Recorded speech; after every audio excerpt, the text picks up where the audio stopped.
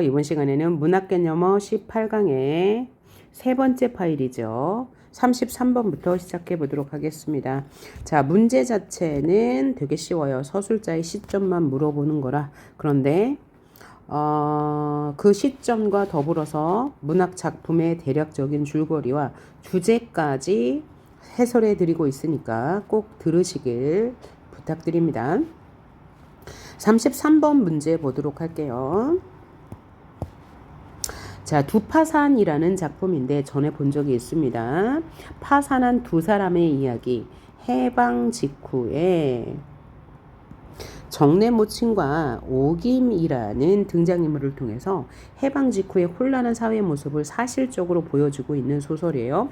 정내모친은 물질적으로 파산해가는 과정을 보여주고요. 오김이는 정신적으로 파산해가는 과정을 보여주고 있습니다. 내용 볼게요. 정내모친은 눈물이 핑 돌았다. 27가지. 동경바닥에서 신여성 운동이며 연애네 어쩌네 하고 멋대로 돌다가 지금 영감의 후실로 들어앉아서 세상 고생을 할까? 정내모친의 생각을 보여주는 거죠. 아이를 한번 낳아보았을까? 40전에 젊은 한때를 도지사 대감의 신뢰 마님으로 떠받들려 제멋대로 호강도하여 본 오김이다. 오김은 이런 생활을 했어요. 신여성이고 그러니까 좀 배웠어요. 대학까지 나왔고요. 도지사 대감의 신뢰 마님으로 있다가 그 후에 영감의 후실로 들어가서 물질적 고생은 전혀 몰라요. 그러다가 지금도 어디가 40이 훨씬 넘은 중늙은이로 보이랴 서리뻐. 중늙은이로 보이지 않고 얼굴은 매우 고운데 정신적으로 파산해가는 과정을 보여주고 있고요. 한편 오기미는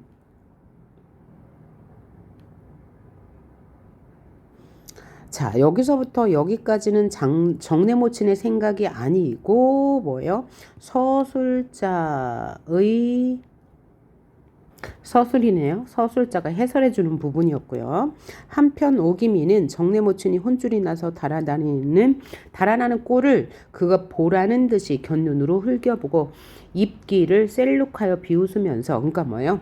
오기미의 생각을 서술자가 보여주는 거고요. 위에는 정내모친의 생각을 서술자가 보여주는 거예요. 버젓이 사람 틈을 헤치고 종로 내 편으로 갔다. 의기양양할 것도 없지만은 가슴속이 후련하니 머릿속이고 가슴속이고 무언지 뭉치고 비비 꼬이고 하던 것이 확 쓰러지고 화가 제대로 도는 것 같아서 기분이 시원하다. 오기미의 생각을 서술자가 보여주고 있어요. 서술자를 달리하지 않고 서술자가 초점을 달리하여 서술하고 있죠. 처음에는 정내모친의 초점에서, 그 다음에는 오기미의 초점에서 보여주고 있었습니다. 그 다음 소설이 한번 읽어볼게요. 네, 이 작품은 황석영 작가의 가객이라는 소설이에요. 가객이라는 것은 소리꾼이란 이야기입니다. 소리꾼, 오늘날의 가수죠. 가객인 수추라는 등장인물이 나와요. 또 나가 나오는데 나가 수추라는 인물을 관찰하는 이야기예요. 수추라는 인물은 전문 가객이죠. 그런데 얼굴이 너무 추해서 동네 사람들에게 몰매를 맞기도 하고 그런 상황에서 이 수추가 강 건너로 갑니다. 그곳에서 예술에 대한 깨달음을 얻게 된 수추는 다시 마을로 돌아와요. 그래서 마을 사람들은 그의 노래를 들으면서 위안을 받는데 이런 수추를 못마땅하게 생각하던 장자라는 사람이 수추를 죽여요. 그래서 수추의 노래를 다시 들을 수 없지만 나와 마을 사람들은 언젠가는 수추가 다시 돌아올 거라고 믿으면서 이야기가 끝나요. 따라서 이 소설의 주제는 내면의 아름다움으로 도달하게 된 진정한 예술이란 주제를 담고 있습니다. 내면의 아름다움으로 도달하게 된 예술의 경지. 자, 내용 한번 볼까요? 사람을 못 견디게 하는 소리로구나. 뭐예요? 가객의 노래에 대한 이야기를 사람들이 하는 거죠. 저런 소리는 이 저자가 생겨난 이 마을이 생겨난 이래로 처음 들었다. 굉장히 가객은 신묘한 소리를 내요.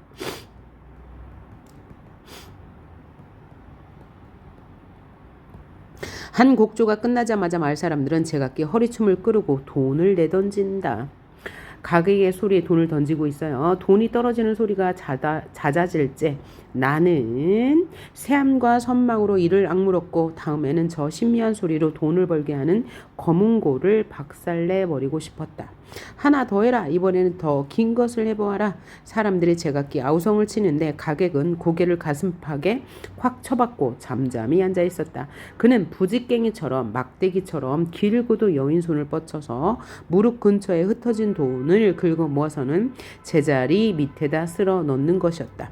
노래를 한 가지밖에 모르냐? 얼굴을 들고 해라. 안 보인다. 고개를 들어라. 내던진 미천을 뽑으려고 주변에 옹기종기 모여 앉은 사람들은 비렁뱅이 가객. 비렁뱅이는 거지란 뜻이죠. 거지 가객의 얼굴을 보려고 자꾸만 재촉했다. 고개를 쳐박고 있던 그가 작심했다는 듯이 천천히 고개를 들었다. 그러고는 제 앞에 모인 사람들을 한 바퀴 휘 둘러보았다. 나는 그의 얼굴을 본 순간 어쩐지 가슴이 답답해지면서 회가 동해슬처럼 속이 뒤틀리고 구역질이 날 지경이었다. 그만큼 못생긴 얼굴, 추한 얼굴을 가진 가객에 대한 소개였습니다. 중략 부분 줄거리. 가객 수추는 저자를 떠나 강을 건너간 뒤 시냇가에서 음률을 완성했던 과거를 떠올린다. 그러니까 음률이 이미 완성이 되었어요. 득음의 경지에 올랐다는 거죠. 그는 도저히 믿어지지 않았다. 그래서 그가 누굴까요? 수추는 물을 마구 헤쳐놓고서는 다시 들여다보았지만 음료를 완성한 자기의 얼굴이 아니었다. 그래서 그는 수추겠네요. 그는 얼굴을 미워하였다. 왜? 너무나 못생긴 얼굴이었기 때문에. 따라서 시냇물도 미워하였다. 미워할수록 그의 얼굴은 추악하게 떠올랐다. 수추는 그럴수록 노래를 끝없이 부르지 않고는 살아갈 수 없는 자가 되어버렸던 것이다. 그러나 수추는 강 건너편 광야에서 몇 날 몇 밤을 짐승들이 일시에 몸서리치면서 달아났다가 다시 밤이 되면 그의 노래를 들으려고 모여들고 또 해가 떠오르면 그의 곁에서 달아나는 일을 헤일 수 없이 겪었다. 그는 이러한 애증에 시달려서 자꾸만 여의어갔다라고 나오는데 그만큼 수추의 노래는 짐승들뿐만 아니라 사람들의 마음도 울렸다. 그렇지만 모습이 너무나 추했다라는 이야기. 그래서 내면의 아름다움으로 도달하게 된 예술의 경지를 보여주고 있습니다. 자, 34번 문제. 서술자가 사건을 이야기 속에서 전달하죠? 하나요? 아니죠. 수추는 여기 나가 나오네요. 그렇죠? 자, 앞부분에서 나라는 인물이 이야기를 소개하다가 뒷부분 중략 이후에는 나라는 인물이 드러나지 않아요. 그러니까 서술의 시점이 바뀐 거죠. 서술의 시점이 달라졌다 라고 할 수 있겠네요. 그러므로 맞는 말이 되겠습니다. 35번 볼까요? 다음 작품은 오상원의 유해라는 작품이에요. 유해. 총살당하기 전에 1시간의 사건, 남아있는 시간을 유해라고 하죠. 자, 어제 잠깐 설명드렸습니다. 오상원의 유해는 전쟁 소설이죠. 그래서 전쟁 포로로 잡힌 나가 총살당하기 전 1시간의 상황을 그린 소설로 의식의 흐름 기법으로 자신의 내면을 효과적으로 전달해요. 이때 내면의 세계는 무엇을 생각하고 있습니까? 그러니까 포로로 잡히기 전에 있었던 일과 현재 포로로 잡혀서 앞으로 일어날 그 총살에 대한 생각, 그 다음에 북한군에 전향하라는 회유를 단호히 뿌리쳤던 그의 의지, 또 이 전쟁의 비극, 생명에 대한 존엄이 없는 전쟁의 비극에 대해서 적나라하게 보여주고 있는 소설이라고 했죠. 자, 그러면서 이 서술의 시점이 1인칭 주인공 시점에서 부분적으로 전지적 작가 시점이 나타난다고 했습니다. 총설당하는 부분을 전지적 작가 시점, 나머지는 1인칭 주인공 시점으로 의식의 흐름대로 이야기가 진행된다고 했습니다. 자, 한번 볼까요? 그래서 지난날의 이야기도 떠올리기 때문에 당연히 역순행적 구성이 나타날 수밖에 없다고 했지요. 이제는 모든 것이 끝나는 것이었다. 얼음장처럼 밑이 차다. 아무 생각도 없다. 지금 뭐예요? 갇혀있는 상황이죠. 전신의 근육이 감각을 잃은 채 있다금 경련을 일으킨다. 왜냐하면 한쪽 그 몸에 부상을 입은 상황이기 때문에 몸이 좀 부자연스러운 상황이에요. 발자국 소리가 난다. 그러면 이 움막에 누가 오는 거예요? 총살을 하기 위한 시간이 다가와서 끌고 가려는 사람들이 오는 거죠. 북한군이. 말소리도 시간이 다 되었나 보다. 문이 삐걱 삐걱거리고 열리며 급기야 어둠을 내치고 흘러들어오는 광선 빛이 보여요. 뛰고 사닥 다리가 내려올 것이다. 이 지하 움막에 갇혀있던 상황이죠. 그는 몸을 일으키려고 했었다. 뭐하고 있어? 빨리 나와. 착각이 아니었다. 그들은 벌써부터 빨리 나오라고 고함을 지르면서 독촉을 하고 있었다. 몸이 밖으로 나가자 눈 속에 그대로 머리를 박고 쓰러졌다. 찬눈이 얼굴 위에 스치자 정신이 돌아왔다. 일어서야만 한다. 그리고 정확히 걸음을 옮겨야 한다. 이 내면의 강인한 정신세계, 죽음을 맞이하는 주인공의 태도를 느낄 수 있죠. 모든 것은 이제 끝나는 것이다. 끝나는 순간까지 정확히 나를 끝맺어야 한다. 이게 바로 이 등장인물의 생각이죠. 나는 의지를 불태웠다. 끝까지 비굴하지 않게 죽음을 맞이하겠다는 다짐. 자, 여기는 지금 1인칭 주인공 시점이네요.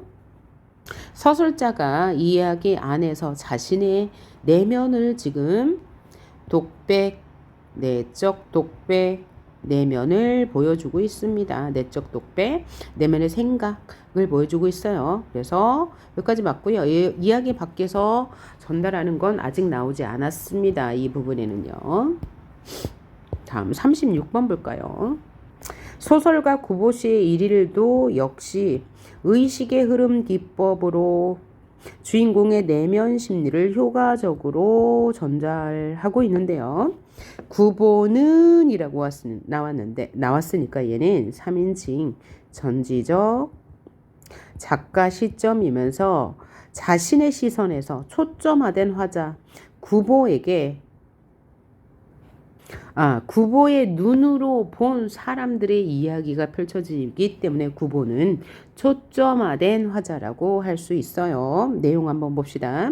자, 여로형 소설이라고 했고 이 소설가인 구보 씨는 할 일 없이 아침에 나왔다가 시내를 돌아다니다가 집으로 돌아가는 이야기로 끝나는데 그 중간중간에 자신의 과거 이야기, 자신이 만났던 옛날 여자 이야기, 또 동창생의 이야기, 황금 만능 시대에 대한 이야기들을 통해서 당대 분위기, 당대 세태를 아주 생생하게 전달하고 있습니다. 한번 이 부분의 내용 살펴보도록 하겠습니다. 9번은 한 구석에 가서서 그의 앞에 앉아있는 노파를 본다. 노파를 관찰하고 있습니다. 자, 그래서 얘는 지금 여기 소설 안에 ABC라는 등장인물이 있고요. 서술자가 밖에 있어요. 왜냐하면 구보는 이라고 했으니까요. 그런데 구보가 A라면 A의 시선으로 B와 C를 보고 있습니다. 그래서 제한적 작가 시점이라고도 하고요. 제한적 작가 시점 중에서 초점화된 화자가 있는 소설이라고 했어요. 그는 네 집에 드난을 살다가 이제 늙고 또 쇠잔한 몸을 이끌어 누구의 시선으로? 구보의 시선으로 노파를 보고 있는 거예요. 결코 넉넉하지 못한 어느 시골 딸네 집에라도 찾아가는지 모른다라고 구보가 노파를 보면서 추측하고 있죠. 노파 옆에 앉은 중년의 시골 신사는 시골 신사를 봤습니다. 이번에는 노파에서 시선이 이동했어요. 그의 시골서 조그만 백화점을 경영하고 있을 게다. 그의 점포는 마땅히 주단 포목도 있고 일용차파도 있고 또 흔히 쓰이는 약품도 갖추어 있을 게다. 또 추측해 보는 거죠. 문득 구보는 중년의 시골 신사 옆 한 남자의 얼굴에서 부종을 발견하고 부종 붓기 얼굴이 부었나 봐요. 그의 앞을 떠났다. 그러나 구보가 매점 옆에까지 갔을 때 여기서 그는 누구예요? 시골 신사죠. 그곳에서도 역시 병자를 보지 않을 수가 없었다. 여기서 그는 시골 신사가 아니고 구보네요. 구보. 자리를 옮겼는데 매점 앞에서 또 병자를 보았어. 그러니까 이 아까 중년의 시골 신사가 뭐예요? 병자였단 얘기네요. 얼굴이 부어 있어서. 46의 노동자 전경보의 광범한 폐룡 도출한 안구 또 손에 경미한 진동 분명한 바제도병 그것은 누구에게도 결코 깨끗한 느낌을 주지 못하는 병자를 보고 있네요. 이 바제도병이라는 것이 눈은 툭 튀어나오고 몸은 굉장히 야이어서 딱 봐도 병자, 환자라는 사실을 알 수 있는 병이래요. 주로 여성한테 많이 찾아오는 병이라고 합니다. 그런데 그 뒤에 나오는 내용이 뭐냐? 자, 소설가 구보 씨의 1위는 구보가 하루 동안 만나는 사람들 혹은 그러니까 과거를 회상하면서 이 나오는 인물들을 통해서 당대 사회를 비판하고 있는데 이때는 일제강점기 사회예요. 일제강점기에 사람들이 얼마나 이기적이고 황금 만능주의에 취해 있는지를 보여주는 작품이에요. 그래서 만나는 사람을 통해서 당대 사회를 비판하고 있는데 지금 여기 바제도 병에 걸린 여자를 봤잖아요. 그런데 여기 한 신사가 아주 드러내놓고 피하는 장면이 있습니다. 그래서 이 부분에서는 사람들의 이기적인 면을 비판 애들러서 비판하고 있는 부분이라고 생각하시면 될 것 같아요. 자, 그럼 이 부분에서 서술의 초점을 바꾸고 있다. 맞아요, 안 맞아요? 맞죠. 서술의 초점을 얘는 지금 복잡한데 구보의 시선으로 누굴 봤다가 노파를 보고요. 그 다음에 시골 신사를 보았다가 그 다음에는 병자 이 바제도 병에 걸린 병자를 보고 있으니까 서술의 초점을 바꾸고 있는 건 맞고요. 자, 작품 안에 있는 등장인물이 이 사람을 번갈아 가면서 관찰하고 있어요. 그래서 서술의 초점이 바뀌었어요. 3인칭 제한적 작가 시점. 즉 초점화된 화자는 이 소설에서는 구보가 되겠네요. 자, 다음 문제 볼까요? 네, 다음 작품은 소문의 벽인데요. 이청준의 작품입니다. 이청준의 작품. 이 소설은 결국 무슨 말을 하고 싶었냐면, 자, 소설에 등장하는 나가 있고요. 나가 한 사내를 관찰하는데 그 사내는 소설가 박준입니다. 어떤 상황에서 사내를 만나게 되냐면 나는 잡지사 편집장입니다. 어느 날 퇴근하는 길에 골목길에서 이 박준을 만나요. 이 박준을 만나서 자신은 누구에게 쫓기고 있다고 말해요. 나에게. 그래서 나는 박준을 하룻밤 재워줍니다. 그런데 다음날 일어나 보니 박준이 자리에 없어요. 이상하다고 생각한 내가 근처에 있는 정신병원을 찾아가는데 그곳에서 박준을 만나게 되고요. 박준은 이 정신병원에 있는 이유가 진술공포증이라는 정신질환을 앓고 있다고 해요.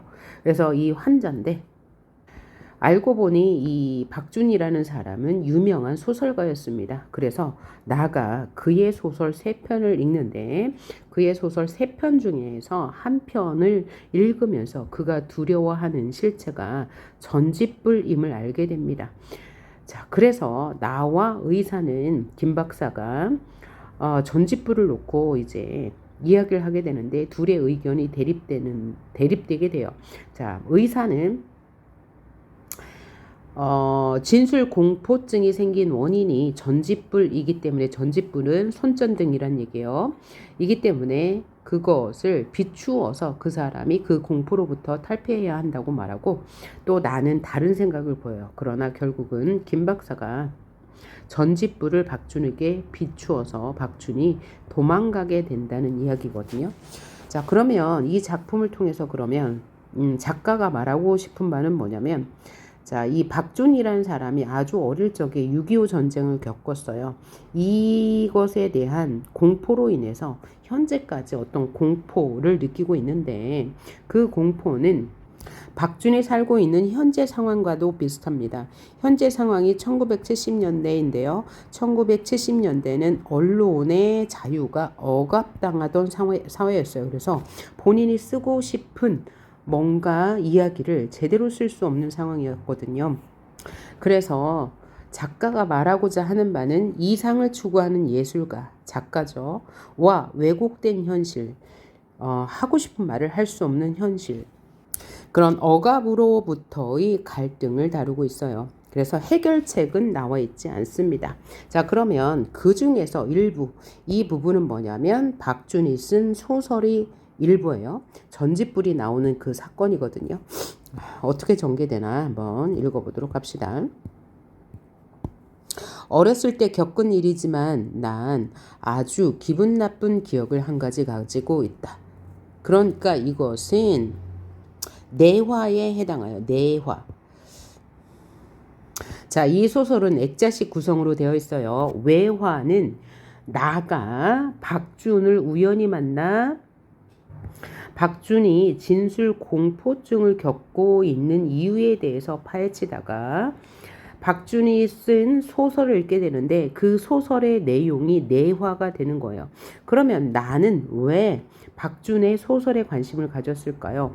나 역시 잡지사 편집장으로서 뭔가를 써야 하는데 써지지 않고 있어요. 쓸 수 없거든요. 왜냐하면 뭔가 이제 강박증이라고 해야 될까요?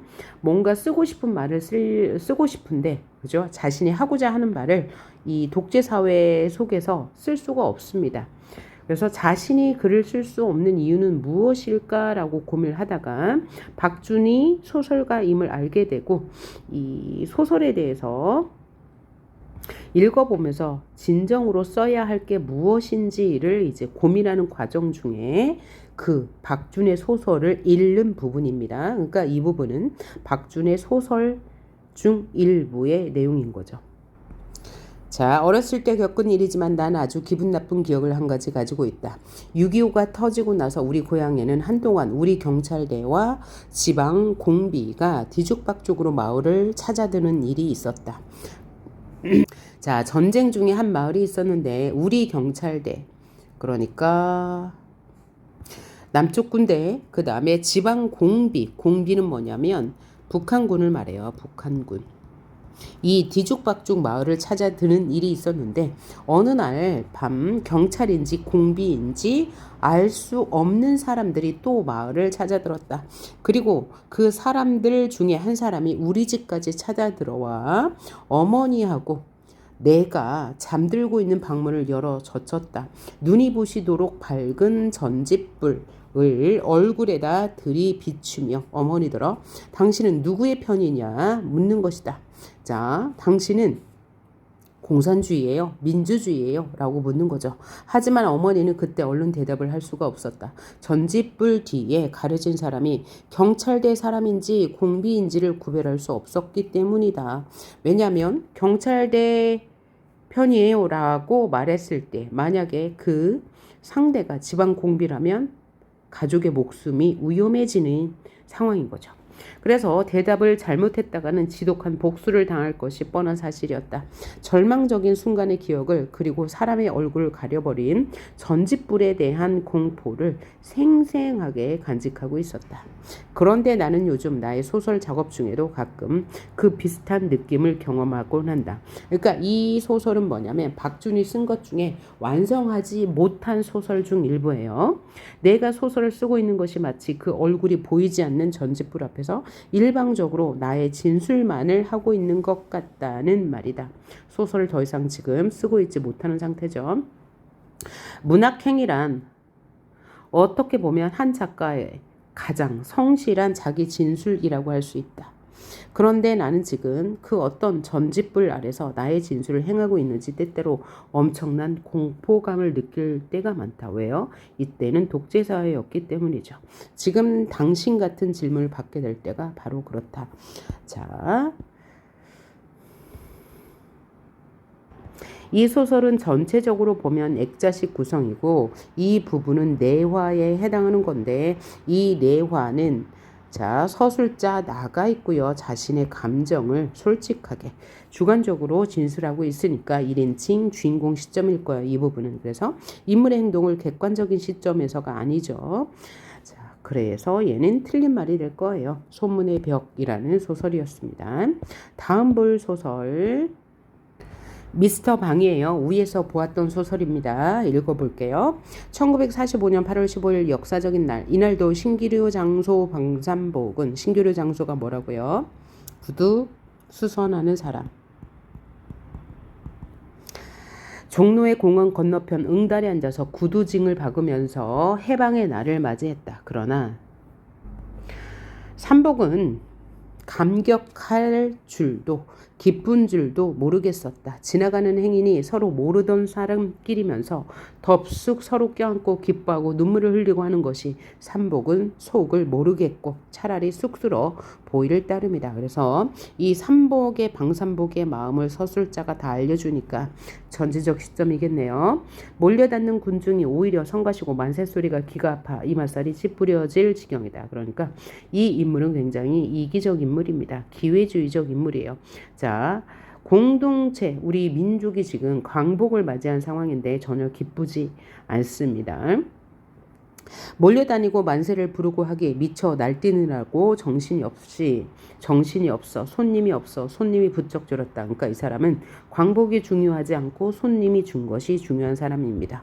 우라질 독립이 배부른가 이렇게 그는 두리번거리면서 반감이 솟았다. 2, 3일 지나면서부터 삼복에게도 삼복에게 닿은 해방의 혜택이 누려졌다. 그것은 뭘까요?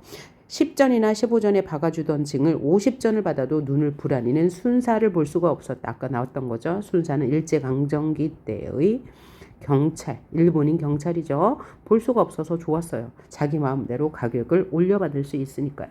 순사가 없어졌다면야 활개를 쳐가면서 무슨 짓을 하여도 상관이 없고 무서울 것이 없었던 것이다. 오라 그렇다면 독립도 할만한가 보네. 자, 기회주의적 성격.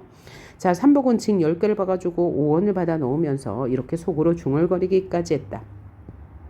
그러나 며칠이 못 가서 삼복은 다시금 해방을 저주하여야 했다. 삼복이 저 혼자만 돈을 더 받으며 더 받아 상관이 없는 것이 아니라 첫째 독가들이 제 맘대로 재료값을 올렸어요.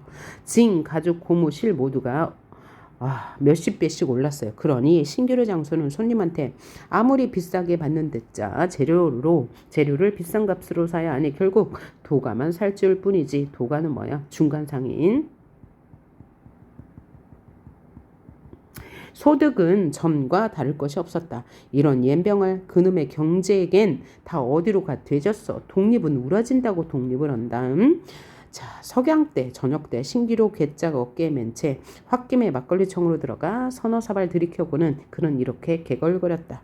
옛날에 영화가 꿈이 되고 일보에 몰락하여 가뜩이나 초상집 개처럼 초라한 자기가 또 한 번 어깨가 움츠러듦을 느끼지 못하였다. 그런데다 이 녀석이 언제적 저라고 무엄스럽게 굴어 심히 불쾌하였고 그래서 앵간히 자리를 털고 일어설 생각에 몇 번이 나지 아니한 것도 아니었다. 그러나 참았다. 그러니까 이 미스터 방삼복이라는 사람이 이 일제강점기 때 돈을 벌기 위해서 일본에도 가고 뭐 중국에도 가고 했으나 다 돈을 벌지 못했습니다. 그러다가 다시 고향에 돌아갔다가 이 서울에 신규로 장소로 왔는데 역시 여기서도 돈을 벌 수가 없었다는 내용이죠. 그래서 이 방삼복은 일제강점기 그리고 해방 후에 기회주의적 인물 형이라고 얘기했습니다. 자, 윗글의 서술상 특징으로 적절한 것을 골라보래요. 자, 윗글은 읽었듯이 전지적 작가 시점이었습니다. 그러면 맞는 거 쉽게 찾을 수 있겠죠. 그 다음 소설을 봅시다. 박태원의 천변풍경이라는 소설입니다. 네, 천변 풍경은 1936년 네, 천변, 청계천 주변의 사람들의 이야기예요. 자, 1년간 청계천 주변의 다양한 계층의 사람들의 일상사를 감정의 개입 없이 아주 객관적으로 보여주고 있습니다. 자, 객관적으로 보여준다는 것은 작가의 감정이 드러나지 않고 비판적인 대상 혹은 뭐 우호적인 대상을 구분하지 않는다는 이야기예요. 그래서 얘는 신문 연재 소설인데 총 50절이 있어요. 50개가 독립된 이야기로 에피소드식으로 나열되어 있고요. 감정을 배제하고 철저하게 객관적인 눈으로 이야기가 전개돼요. 이런 기법을 카메라 아이 기법이라고 합니다. 그러니까 일상생활을 하는 사람들의 그냥 겉으로 드러난 모습만 보여주고 어떤 그죠? 주관적 개입이 없다는 얘기죠. 그리고 소설가 구보시의 일일도 제가 전에 한 적이 있죠. 하루 종일 경성 시내를 돌아다니며 보고 겪은 일을 나열하잖아요. 이렇게 나열할 때는 객관적인 시선을 보여요. 그때는 카메라 아이 기법이 사용된 거고요. 관찰만 하니까요. 그것 플러스 소설가 구보시의 일일은 자신의 감정도 일부 드러나긴 합니다. 어쨌든 이 소설은요, 카메라 아이 기법으로 철저하게 객관적으로 묘사하고 있는데 등장인물이 굉장히 다양해요. 서민층과 중산층의 그 청계천 주변에 있는 사람들의 모습을 그냥 나열한다고 보시면 되겠습니다. 본문 한번 볼게요. 제풀에 딱 벌어진 제 입술을 어쩔 수 없이 마분지 조각으로 꽃가를 만들어 쓰고 무엇인지 종이 조각을 돌리고 있는 사나이 모양에도 그의 눈은 쉽사리 놀라고 수많은 깃대잡의 아이놈들의 앞장을 서서 몽당수염 난 이가 신나게 부르는 날라리 소리도 어린이의 마음은 걷잡을 수 없이 들떴다. 그러니까 이 행위의 주체는 어린이거든요. 근데 어린이가 무엇을 보고 있어요? 꽃가를 만들어 쓰고 종이 조각을 돌리고 있는 사나이, 또 깃대잡이 아이돌의 앞장선 모습, 몽당 수염이 난 신나게 부는 날라리 소리. 난 사람이 부는 날라리 소리, 뭔가 이제 구경하고 있는 모습인데, 왜냐하면 이 소년이 시골에서 이제 서울 청계천 주변으로 처음 올라왔어요. 그래서 시골에서 볼 수 없었던 장면을 아주 신기한 눈빛으로 쳐다보고 있다라는 것을 객관적으로 보여주네요. 그리고 여기 쉼표가 엄청 많네요. 그래서 잦은 쉼표 사용으로 다양한 장면을 보여주고 있죠. 누구에 비친 다양한 장면? 어린이에게 비친 다양한 장면이요. 다음 달락 볼까요? 그러한 소년의 눈에 천변을 오고 가는, 청계천을 오고 가는 모든 사람들이 그 모두가 한결같이 잘나만 보이는 것도 또한 어찌할 수 없는 일이 아니냐. 왜냐하면 이 아이는 이렇게 번화한 서울의 거리를 처음 봤어요.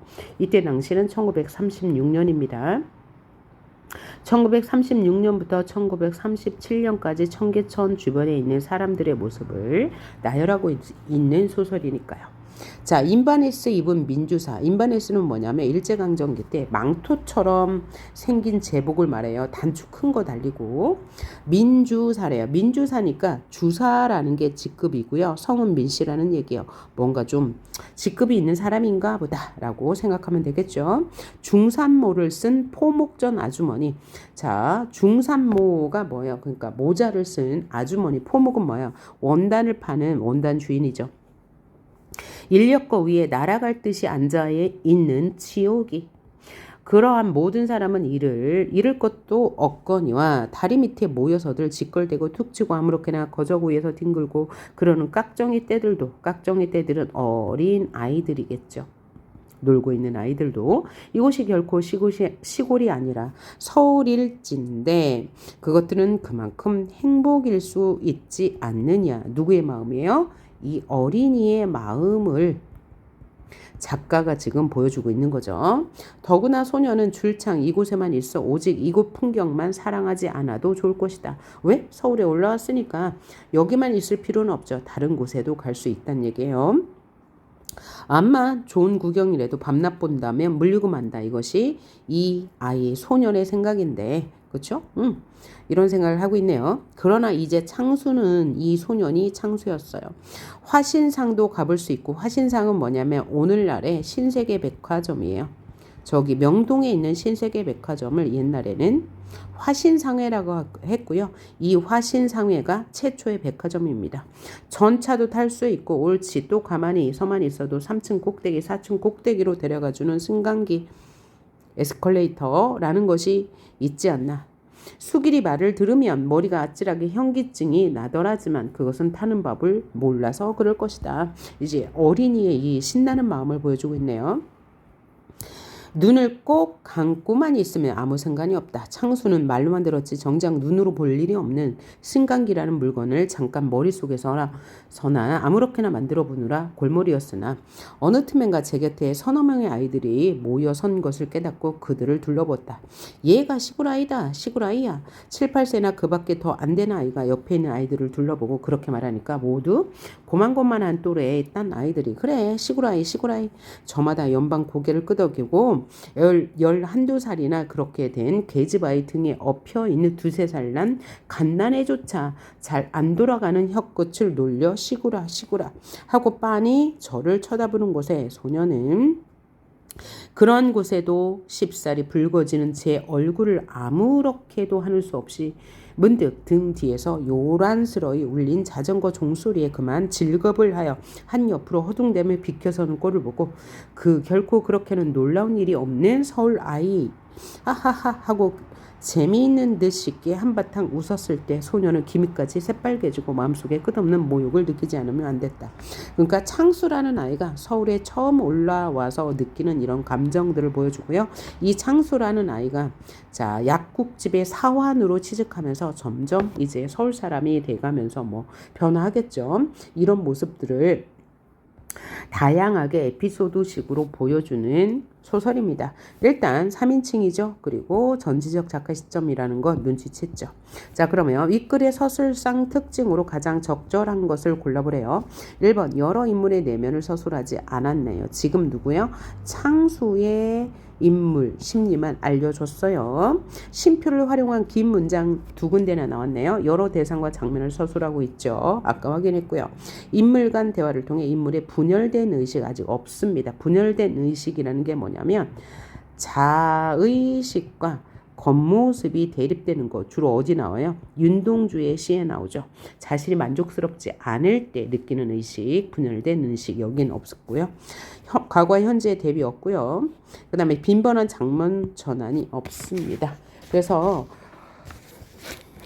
자 지금까지 문학개념어 18강 강의 파일 3개 지금 전해드렸습니다. 소설의 시점에 대해서 학습했습니다. 다음 강의는 소설의 구성 문학개념어 19강에서 보도록 하겠습니다. 수고하셨습니다.